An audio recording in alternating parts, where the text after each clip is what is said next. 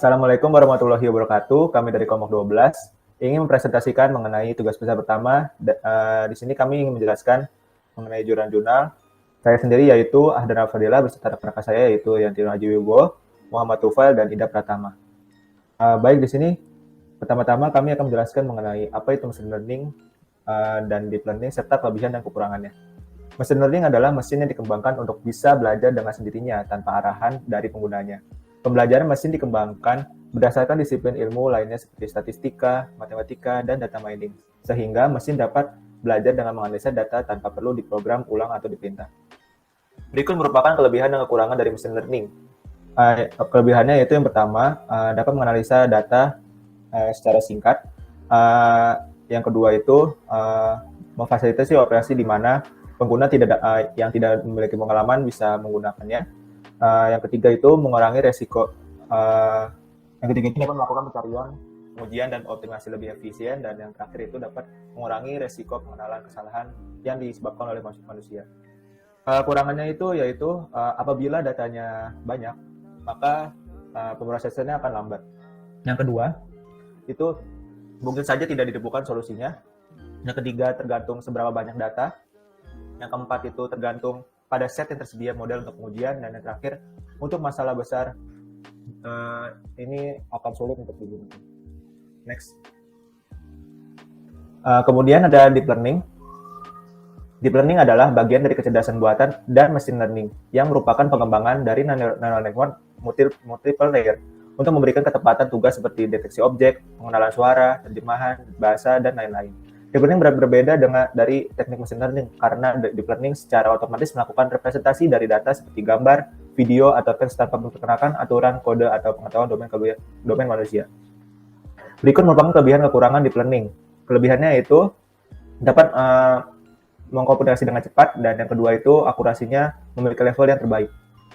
Kekurangannya itu yaitu memiliki kompleksitas yang tinggi, yang kedua itu sulit untuk diimplementasikan. Next. Di sini terdapat 5 jurnal yang akan kami bahas. Berikut merupakan list jurnal yang akan kami bahas. Next. Selanjutnya akan dijelaskan oleh Muhammad Tufail. Bagian di sini membahas 3 classes of deep learning architecture and their application by Li Deng. Abstrak tujuan dari survei tutorial ini adalah untuk memperkenalkan area deep learning atau hierarchical learning yang muncul kepada komunitas AppSIPA.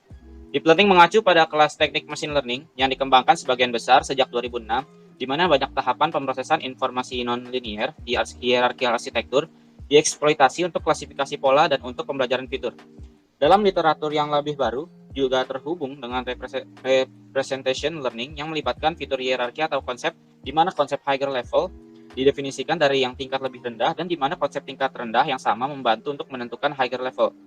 Klasifikasi skema dikembangkan untuk menganalisis dan meringkas pekerjaan utama dilaporkan dalam literatur deep learning.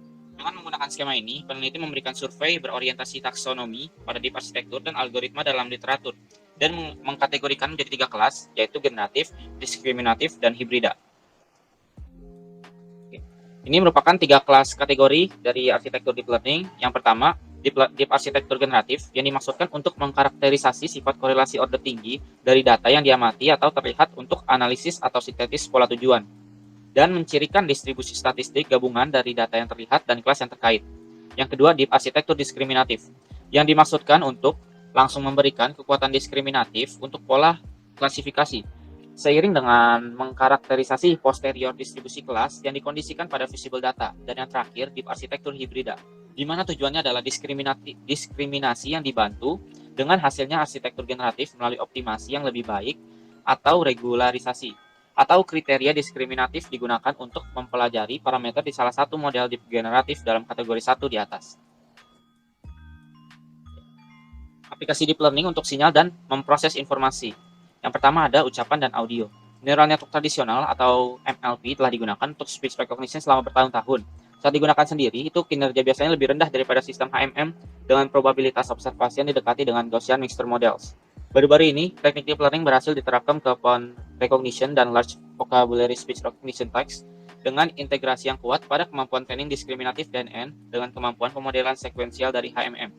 Yang kedua, gambar video dan multimodality.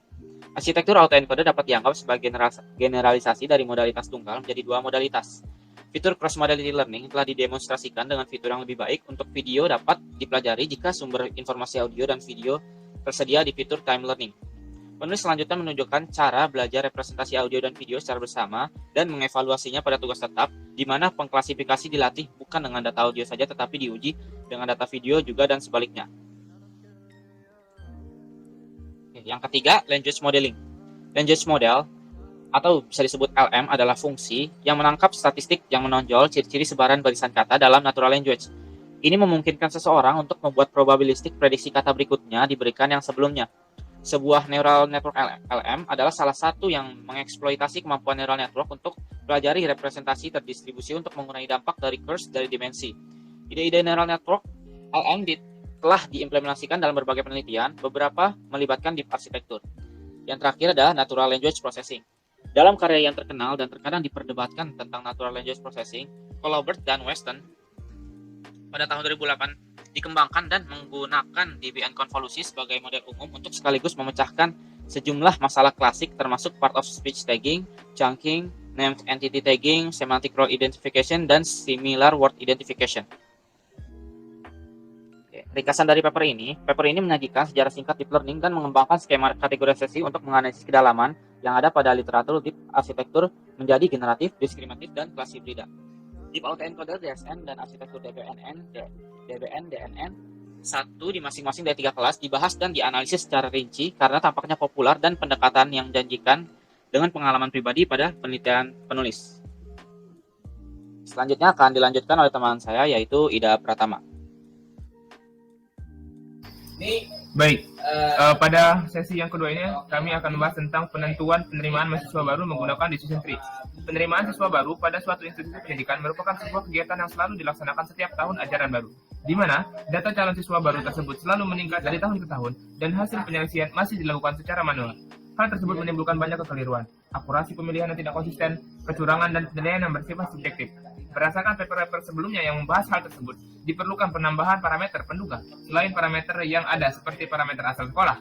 Oleh karena itu, diterapkan data mining dengan metode C4.5 untuk menentukan siswa yang diterima di sekolah tersebut dengan menambahkan parameter asal sekolah.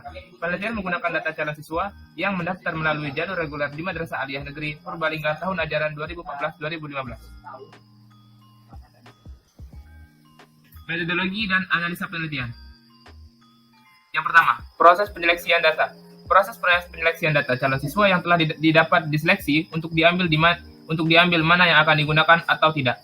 Terdapat 6 atribut yang dipakai dalam penelitian ini, yaitu asal sekolah, bahasa Indonesia, bahasa Inggris, matematika, dan IPA. Kemudian, proses pengujian akan dilakukan menggunakan tools MATLAB. Database dibagi menjadi 2 bagian, yaitu data testing dan data training. Pengujian ini dilakukan sesuai dengan skenario berikut.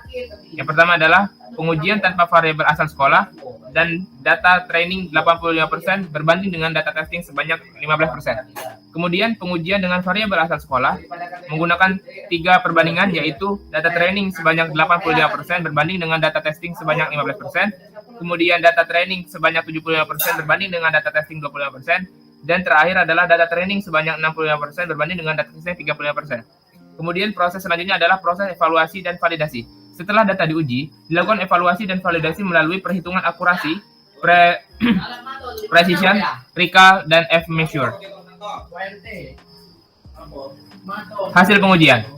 Pengujian rules terhadap data calon siswa dengan variabel asal sekolah. Yang pertama adalah pengujian dataset dibagi menjadi 2, yaitu 85% data training dan 15% data testing. Kemudian, dilakukan evaluasi dan validasi dengan cara menghitung nilai akurasi precision, recall, dan F-measure, seperti yang terdapat pada tabel 1. Kemudian pengujian yang kedua, pada dataset dibagi menjadi 2, yaitu perbandingan antara 75% data training dan 25% data testing, dan hasilnya terdapat pada tabel 2. Maka pengujian pada tahap ketiga, dataset dibagi menjadi 2, yaitu 65% data training dan 35% data testing, dan hasil pohon keputusan yang akan menghasilkan terdapat pada tabel 3.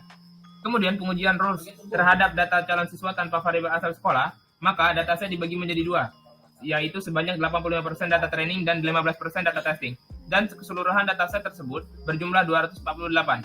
Data training maka akan menjadi sebanyak 211 data dan data testing sebanyak 37 data. Variabel yang digunakan adalah bahasa Indonesia, bahasa Inggris, matematika, dan IPA. Maka hasil pohon tersebut akan menghasilkan pada gambar 5, yaitu pohon keputusan. Dan tabel hasil evaluasi validasinya terdapat pada tabel 4. Hasil pengujian.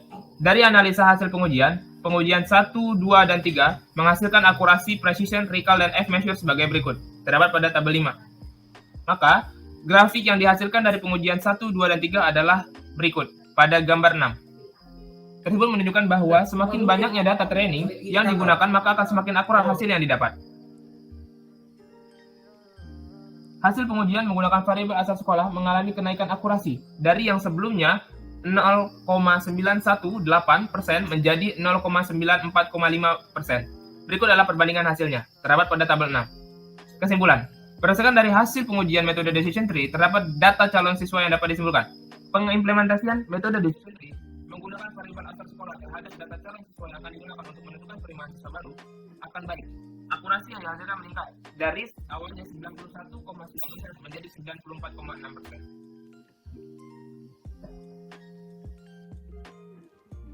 Selanjutnya akan dilanjutkan oleh saya dengan paper yang berjudul Prediksi Rating Aplikasi App Store menggunakan algoritma Random Forest. App Store adalah platform distribusi aplikasi untuk iOS yang dikembangkan dan dikelola oleh Apple Inc. Layanan ini memungkinkan pengguna menjelajah dan mengunduh aplikasi yang dikembangkan dengan Apple iOS. Pada setiap aplikasi yang terdapat di App Store memiliki rating. Rating merupakan feedback dari pengguna yang diberikan dalam bentuk pita bertujuan untuk menilai aplikasi tersebut sudah baik digunakan atau belum. Semakin baik rating, maka akan membuat user tertarik dengan aplikasi tersebut. Jika diperhadapkan dengan perbandingan aplikasi yang sama, maka rating akan menjadi tolak ukur dari user yang akan mendownload aplikasi tersebut. Untuk itu dibutuhkan analisa agar dapat mengetahui seberapa banyak peminat ataupun yang tidak menyukai aplikasi yang telah dibuat dengan menggunakan teknik data mining. Teknik data mining yang digunakan adalah algoritma Random Forest. Algoritma Random Forest merupakan salah satu algoritma yang melakukan pengklasifikasian yang terdiri dari beberapa pohon keputusan. Setiap pohon keputusan dibangun dengan menggunakan vektor acak. Pendekatan umum digunakan untuk menyisipkan vektor acak dalam pembentukan pohon. Di sini terdapat Apple App Store Data.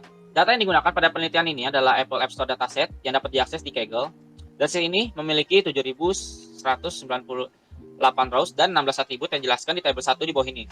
Di tabel 1 ini terdapat parameter-parameternya, lalu tenfold cross validation. Tenfold cross validation adalah teknik mempartisi ke dalam dua bagian, yaitu training set untuk melatih model dan testing set untuk mengevaluasi model. Pada gambar 3 di atas, proses validasi yang dilakukan dengan menggunakan tenfold cross validation, di mana dataset akan dibagi menjadi dua segmen, yaitu data training dan data testing menjadi 10 bagian dan akan diuji sebanyak 10 kali. Di sini merupakan metode-metode yang digunakan, yaitu metode Random Forest. Metode Random Forest adalah pengembangan dari metode classification dan regression tree atau disebut CART, yaitu dengan menerapkan metode bootstrap, aggregating, dan random feature selections. Metode ini dapat meningkatkan hasil akurasi dengan cara membangkitkan simpul anak untuk setiap node dan dilakukan pemilihan secara acak. Yang kedua adalah metode vector importance. Metode vector importance adalah suatu nilai mutlak dari pentingnya kesalahan prediksi peningkatan suatu model dan untuk mengubah nilai tidak sepenting nilai-nilai relatif yang ada. Dan untuk itu kita gunakan metode ini untuk menentukan fitur yang paling relevan untuk suatu tugas. Yang terakhir adalah metode confusion matrix. Confusion matrix adalah suatu metode yang digunakan untuk melakukan perhitungan akurasi pada konsep data mining, di mana evaluasi confusion matrix adalah sebuah matrik dari prediksi yang akan melakukan pengujian untuk memperkirakan objek yang benar dan salah agar menghasilkan nilai akurasi, presisi, dan recall. Oke, di sini terdapat pembentukan proses model. Pada gambar 4 di atas, bagian pembentukan model penelitian ini menggunakan aplikasi RapidMinder untuk membentuk model. Dan gambar 5 ini menjelaskan pembentukan proses model dalam tenfold cross validation. Di sini hasil dari metode feature importance. Hasil dari gambar 4 merupakan hasil dari feature importance dari Apple's App Store dataset, di mana parameter track name dan parameter user rate version sangat berpengaruh terhadap Apple App Store dataset. Masing-masing mempunyai bobot sebesar 0,9 dan 0,3, di mana kurensi support device, .num, dan FPP-Leech hampir tidak memiliki bobot sama sekali. Track name dan user rating version sangat mempengaruhi dalam hasil rating di App Store karena kabar yang cepat menyebar di kalangan pengguna melalui mulut ke mulut dan juga menggunakan kata kunci yang cukup relevan dan paling sering digunakan oleh target audiens sehingga berhasil merangkak naik dan mendapat banyak review. Oke, di sini terdapat klasifikasi yang dilakukan dengan menggunakan rapid reminder, menggunakan algoritma random forest, decision tree, logic regression, dan K-nearest neighbor. Pengujian hasil klasifikasi ditunjukkan dengan tenfold cross validation menggunakan algoritma random forest dan hasil yang didapatkan bisa dilihat dari tabel 3 di bawah ini. Dan pada tabel 4, nilai dari true positif mendapatkan nilai dari prediksi rendah 3421 dan true negatif mendapatkan nilai 388 yang merupakan hasil dari data training dengan kelas precision 89,81%. Berikutnya nilai dari true positif dari prediksi tinggi mendapatkan nilai 401 dan true negatif 1538 dengan kelas precision 79,32%. Kesimpulan, rating biasanya diberikan oleh user dan digunakan untuk menjadi tolak ukur untuk mengetahui apakah aplikasi yang dibuat sudah baik atau masih ada kelemahan. Jika terdapat kelemahan, maka dengan menggunakan model prediksi yang digunakan, developer dapat mengetahui faktor apa yang menjadi kelemahan dari aplikasinya. Berdasarkan masa yang terjadi, algoritma random forest memiliki performa yang paling terbaik dari algoritma yang lain dalam membantu menemukan kelemahan pada dataset Apple's App Store. Dengan hasil akurasi 86,23%, recall-nya 84,80%, precision 84,45%, dan RMSE 0,316 untuk independen. Dan hasil untuk 10 cross validation didapatkan dengan akurasi 86,08%, recall-nya 84,56%,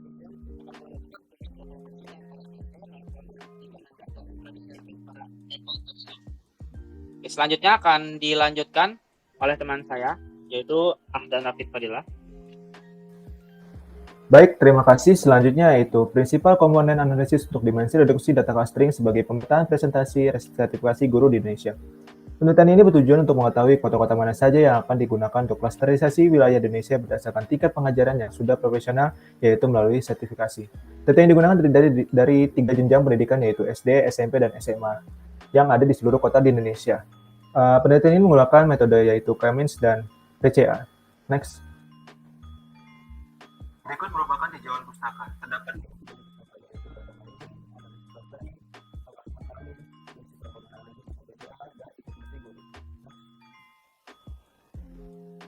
Berikut merupakan metode dan analisis penelitian. Diawali dengan perencanaan, kemudian studi literatur, kemudian melakukan pengumpulan data. Pengumpulan data ini didapatkan dari Pusat Data dan Statistika Pendidikan dan Kebudayaan. Tidak semua atribut dipakai, tetapi hanya SD, SMP, dan SMA untuk data presentasi guru penerimaan sertifikasi di seluruh kota yang ada di Indonesia. Kemudian data tersebut diproses dengan cara melakukan normalisasi data, seperti pada tabel berikut ini. Next. Kemudian ada uji kelayakan KMO. Mengenai layak atau tidaknya analisis faktor, maka data kriteria uji coba KMO dan balance test. Jika nilai KMO kurang dari 0,5, maka analisis faktor tidak layak dilakukan. Hasil pengujian data menggunakan SPSS 16 dengan hasil pada tabel berikut ini. Kemudian yaitu ada pengolahan data. Penelitian ini mengkomunikasikan algoritma Cummins tradisional dengan metode PCA. Sebelum proses clustering dilakukan, reduksi dimensi dataset dilakukan menggunakan PCA. Metode PCA dilakukan sesuai dengan tahapan yang digambarkan pada gambar di bawah ini. Next. Selanjutnya itu ada reduksi dimensi dengan PCA. Pada tahap ini dilakukan reduksi dimensi dataset menggunakan PCA, di mana terdapat 2 dimensi data, sehingga hasil reduksi dimensi dataset tersebut dapat ditunjukkan pada tabel berikut ini. Selanjutnya yaitu ada clustering menggunakan algoritma Cummins. Implementasi algoritma Cummins dalam penelitian ini menggunakan alat bantu rapid miner berturut-turut pemodelan Cummins dengan pemodelan Cummins yang dikombinasi dengan PCA atau PCA Cummins. Dilakukan percobaan terhadap model yang dibangun. Yang pertama yaitu clustering terhadap dataset Cummins tradisional dan kemudian terhadap data reduksi dimensi atau PCA Cummins. Yang hasil segmentasi yang terbentuk akan dievaluasi menggunakan Davis-Baldwin DB Index. Next. Kemudian ada uji validasi. Uji validasi ini dilakukan pada penelitian menggunakan Davis-Baldwin Index atau DBI dengan parameter seperti kecil nilai DBI maka semakin baik. Uji validasi cluster diperoleh hasil sebagai berikut. Kemudian ada analisis hasil dari hasil percobaan dilakukan. Algoritma Cummins dengan PCA jumlah cluster yang terbentuk adalah 3 dengan segmentasi sebagai berikut. Cluster 0 berjumlah 13 item, cluster 1 berjumlah 44 item, cluster 2 berjumlah 41 items, dan total number of items yaitu 98. Cluster 1 merupakan kumpulan wilayah yang memiliki nilai baik untuk semua atribut yang bisa dikelompokkan sebagai wilayah yang banyak guru penerima sertifikasi. Cluster 2 merupakan kelompok wilayah yang memiliki cukup guru sebagai penerima sertifikasi, dan cluster 0 merupakan kelompok wilayah yang memiliki guru yang sudah menerima sertifikasi. Kemudian ada kesimpulannya, yaitu metode PCA dapat digunakan untuk mereduksi dimensi dataset tanpa harus kehilangan banyak informasi. Dari penelitian yang dilakukan, reduksi dimensi dataset menggunakan metode PCA terbukti dapat meningkatkan kualitas cluster yang dihasilkan dengan algoritma Kamis. Pada percobaan di atas, peningkatan kualitas pembedaan dapat dilakukan dari peningkatan akurasi yang signifikan dan didapatkan hasil cluster 0 sebanyak 13 kota, cluster 1 sebanyak 44 kota, dan cluster 2 sebanyak 41 kota. Hasil pengukuran validasi cluster dengan Davis-Baldwin Index menunjukkan PCA Kamis menghasilkan nilai DB Index lebih kecil dibandingkan dengan Kamis. Selanjutnya akan dijelaskan oleh teman saya, yaitu Rian. Oke, terima kasih. Paper selanjutnya adalah implementasi deep learning pada identifikasi jenis tumbuhan berdasarkan citra daun menggunakan convolutional neural network. CNN adalah salah satu algoritma deep learning yang merupakan pengembangan dari multilayer perceptron yang dirancang untuk mengolah data dalam bentuk dua dimensi, misalnya gambar atau suara. CNN dibuat dengan prinsip translation invariance, yaitu dapat mengenali objek dalam citra pada berbagai macam posisi yang mungkin. Terdapat 2000 citra daun yang diklasifikasi menggunakan AlexNet. AlexNet merupakan arsitektur CNN yang memiliki 8 layar ekstraksi fitur. Layar tersebut terdiri dari 5 layar konvolusi dan 3 polling layar. Dalam layar klasifikasinya, AlexNet mempunyai 2 layar full connect yang masing-masing mempunyai 4096 neuron. Lalu ada aktivasi ReLU. Aktivasi ReLU merupakan lapisan aktivasi pada model CNN yang mengaplikasikan fungsi f dalam kurung x sama dengan max 0,x, yang berarti fungsi ini melakukan transfolding dengan nilai 0 terhadap nilai piksel pada input citra. Aktivasi ini membuat seluruh nilai piksel yang bernilai kurang dari 0 pada suatu citra akan dijadikan 0. Lalu ada full connect layer. Layer tersebut adalah lapisan yang biasanya digunakan dalam penerapan MLP dan bertujuan untuk melakukan transformasi pada dimensi data agar dapat diklasifikasikan secara linear. Setiap neuron pada konvolusi layar perlu ditransformasi menjadi data satu dimensi terlebih dahulu sebelum dapat dimasukkan ke dalam sebuah full connect layer. Aktivasi softmax atau softmax classifier merupakan bentuk lain dari algoritma logistik regression yang dapat digunakan untuk mengklasifikasi lebih dari 2 kelas. Standar klasifikasi yang biasa dilakukan oleh algoritma logistik regression adalah tugas untuk klasifikasi kelas biner. Next. Sekarang masuk ke metode penelitian. Pada penelitian implementasi deep learning, pada identifikasi jenis tumbuhan berdasarkan citra daun menggunakan CNN, ini digunakan arsitektur CNN dari Krzyzewski yang disebut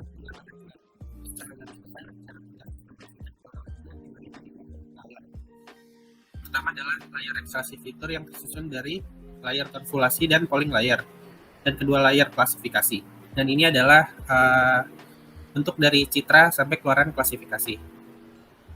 Next. Hasil dan pembahasan. Pengujian ini membagi dataset menjadi 10 folder yang di dalamnya terdapat 2000 citra yang dibagi menjadi citra uji dan citra latih secara acak. Citra latih pada masing-masing folder berjumlah 1800 citra, sedangkan citra uji berjumlah 200 citra. Hasil pengujian dengan menggunakan keyword cross validation ini dapat dilihat pada tabel 1. Di antara 3 kali percobaan, Fold 10 mendapatkan rata-rata tertinggi dengan nilai akurasi 88,6%. Fold 4 dengan nilai akurasi sebesar 83%. Fold 7 yang mendapatkan nilai akurasi 90% pada percobaan pertama dari 3 kali percobaan. Next.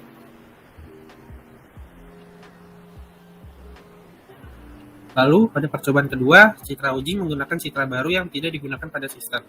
Jumlah citra yang digunakan pada percobaan kedua ini sebanyak 40 citra yang mewakili 20 kategori genus. Jadi, tiap-tiap genus mempunyai 2 citra yang akan diuji. Hasil percobaan kedua ini dapat dilihat pada tabel 2. Hasil pengujian 40 citra baru yang dilakukan sebanyak 3 kali percobaan mendapatkan nilai akurasi yang cukup tinggi. Pada percobaan kedua, hanya didapati 2 prediksi salah dari 40 citra uji dan menghasilkan nilai akurasi 95%. Sedangkan pada percobaan ketiga menghasilkan nilai akurasi sebesar 87%. Dari 3 percobaan tersebut, didapatkan nilai akurasi sistem sebesar 90,8%. Kesimpulan, dari hasil pengamatan selama perancangan, implementasi dan proses uji coba sistem, dapat diambil kesimpulan yaitu percobaan menggunakan fault cross validation dengan nilai K10 didapatkan presisi tertinggi pada percobaan pertama dari fault ke-7 yakni dengan nilai akurasi sebesar 90%. Tingkat rata-rata akurasi klasifikasi sistem yang didapatkan dari percobaan fault cross validation dengan nilai K10 yakni sebesar 85,21%. Sistem yang telah dibuat dapat mengidentifikasikan jenis genus di tumbuhan dengan nilai akurasi sistem sebesar 90,8%.